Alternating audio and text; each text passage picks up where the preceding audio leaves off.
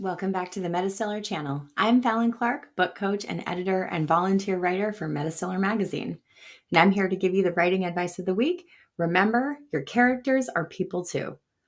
One of the most common bits of advice given to authors is to humanize their characters. Give them flaws, dreams, fears, desires, yada, yada, yada. But if you filled out character profile sheets or discarded them in sheer frustration, because I know I have, you know how little value this piece of advice actually provides. Every author works a little differently. We plan a little differently, and sometimes those really prescriptive methods just don't work for us. Sure, our characters are people, most of the time anyway. More on monsters later. And they need to be relatable for readers to identify or empathize with them. But how exactly does one go about humanizing a character, making a character relatable, inviting readers to share in the character's experiences? And most of all, how do we create a believable experience for readers? And how does it work when the character is totally different than we are or does something different than we've ever done? Well, Kelly J.P. Lindbergh for Rocky Mountain Fiction Writers tells you to share experiences with your characters in a helpful yet succinct piece.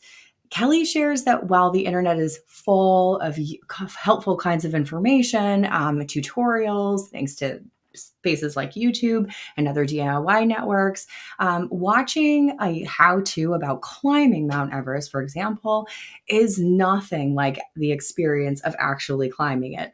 And I'm not a rock climber, so I can't give you that experience.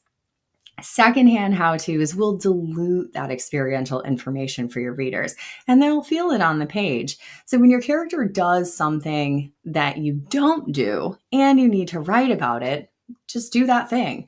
Now, Kelly will caution the prudent author not to run a bank heist, of course, because writing a crime thriller does not mean that you need to actually become a criminal. But you could visit a bank and detail your visit through the eyes of your criminal character. And Kelly urges us to detail the things we do for our characters using the spectrum of available senses, so that when we sit down, we write a well-rounded experience for our readers. And if you've done the things and you've noted the sensory details, perhaps it's understanding where to put those details that matters most to you. Now, if that's the case, Janice Hardy for Fiction University has a great description tip. Make sense of your characters. You'll need to identify the scenes in your novel that need a bit of added sensory detail. Perhaps ones you know are lacking in description, or a scene that needs just a little something extra to punch it up. And you'll want to choose sensory details that match the mood of the scene at hand and play on the character's emotions.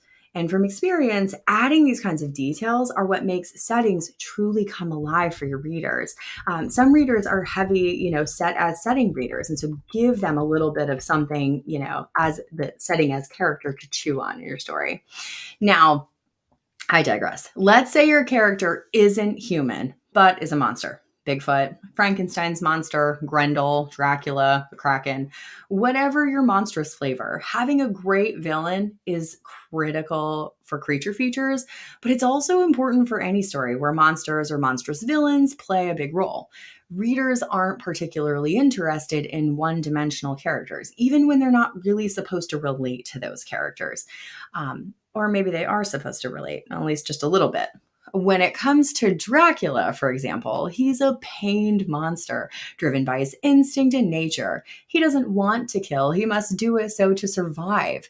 King Kong was abducted from his home and thrust into a city. Frankenstein's monster is almost a child, and he acts out when he's hurt or provoked, and he doesn't realize his brute strength.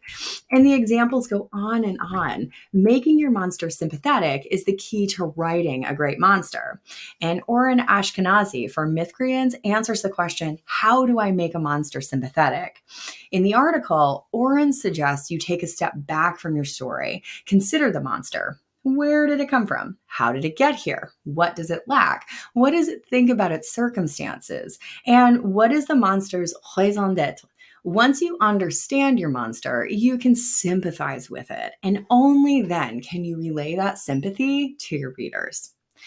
And authors. If you're looking to gain insights into your character to relay their relatability, J.D. Barker, Christine Daigle, Kevin Tomlinson, and Patrick O'Donnell for Writers Inc. invited Sally Gardner to their podcast to discuss why you need to take your main characters out to dinner, which is such a cool concept, by the way. Through the lens of writing her latest novel, The Weather Woman, Sally discusses her writing process, which includes conversations with her characters across the proverbial dinner table to better understand them. So you can ask your characters those heavy-hitting questions to get to their inner nature and actively listen to the responses you receive. What do they say? How do they allow you to know your character better? And do you learn anything that surprises you through the course of these conversations?